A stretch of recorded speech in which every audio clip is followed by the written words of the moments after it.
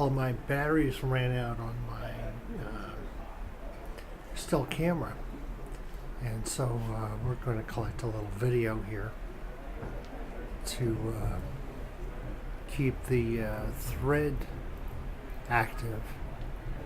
I've never spoken to a camera before in my whole life, so I hope you'll forgive my halting delivery and sort of spaz idea of thinking. But I think that if you can censor that for the children, you might even find there's something to look at here. Now, we've seen glaciers and glaciers. A woman asked me, are we going to see any glaciers? And I said, well, we've already seen glaciers. And she said, oh, really? And I said, yes, you should see this. And what we're looking at right here is what I wanted her, and what I'm happy to see. I don't want to bore you with production notes, but I may have to give you a hint once in a while what I'm thinking as I compose a video. The plan is to maybe collect about 2.5 times the footage that I need to make a movie. That doesn't mean I'm going to make 2.5 movies. You know how that can be. But I'm just throwing that out there, and we'll see if we can't keep it real. Now, the naturalist said that these peaks are as high as 8,000 feet. I think it's pretty easy to see. Hey, it's June, second, third day of summer, and there's plenty of snow up there. Now, these are icebergs. I guess you didn't know that it's not shaved ice. Some of those are big enough to cover a house. And that one right there in the middle ground is blue ice. That's just, it's a different crystalline structure, I believe. Sorry for the nerd alert, but it's hard as rock. And that glacier, well, let's just say that that's the biggest thing I've ever seen. Just to provide a little context, the cruise ship Sapphire Princess has traveled up Tracy Arm. As you can observe, it is a fjord. One time, this entire range, these mountains were bounded by ice to their very peaks. And you can see where the rock faces have been scraped and ground by glaciers. You can also see, I think, look up this way, how the glaciers ground down quite a lot of stone and moved it to dust down these tracks right down to the water, but then the ice isn't there anymore. I'm not militant about climate change, but it's pretty easy to see where the ice used to be. It's moving right along. I am not a rock climber. I have a hard time imagining trying to make their way up the mountain here. These are all scraped down by glaciers, and we really are finding it hard to breathe. I mean, you think about 30 years of smoking sometimes, but this is a different category.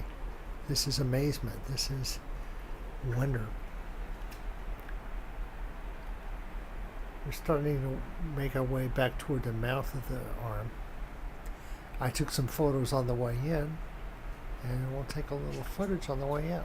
Photos, footage.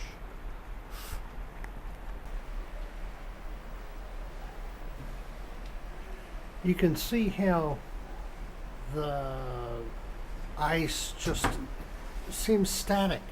It's bound in a fairly stiff surface. This isn't surface tension. Deep in the fjord, the water is of a slushy consistency. But what you won't want to look at is the heights. I'm amazed the way the fog clings to the rock. I mean, the rock faces are colder than the air, so that's where the condensation happens, and the water vapor becomes fog. Cloud is cold there.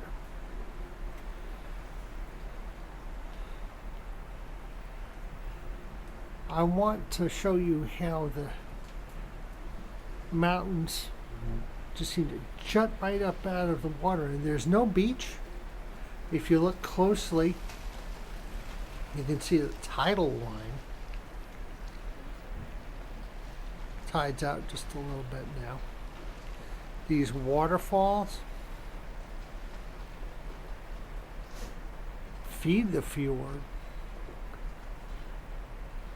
You also want to see the way the water is very milky. It doesn't support a lot of wildlife right here, fish and other game, because there's so much silt mixed with the runoff from the glaciers that there isn't room for oxygen and nutrients for the food chain.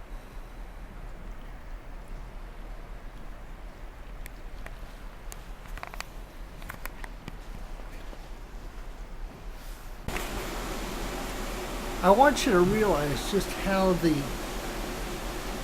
sweep or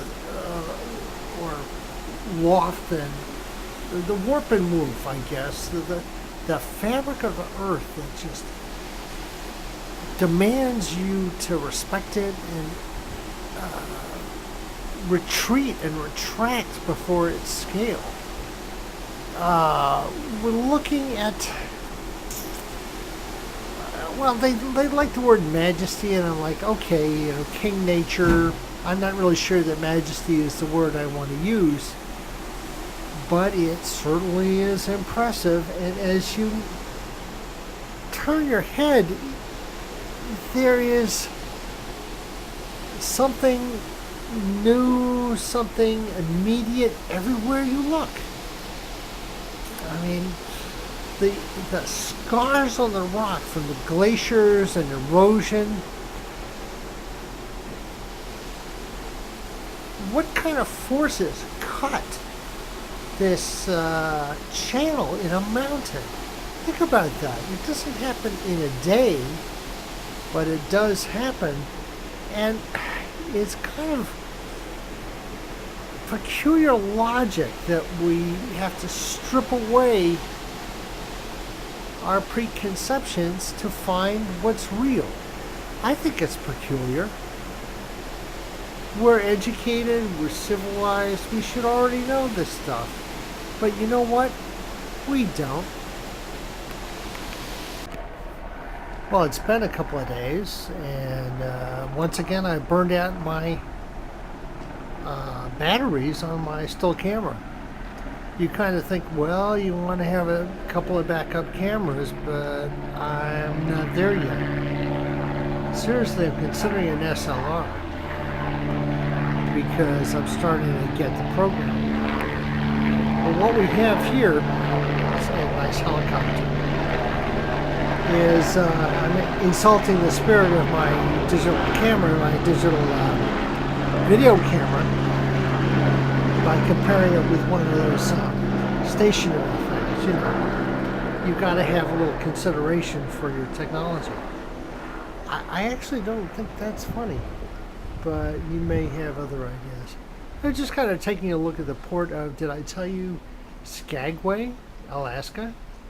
This is our furthest north point on our voyage. We make the turn south tonight. Maybe I'm moving too fast for you, but as of about dinner time tonight, we're on our way south.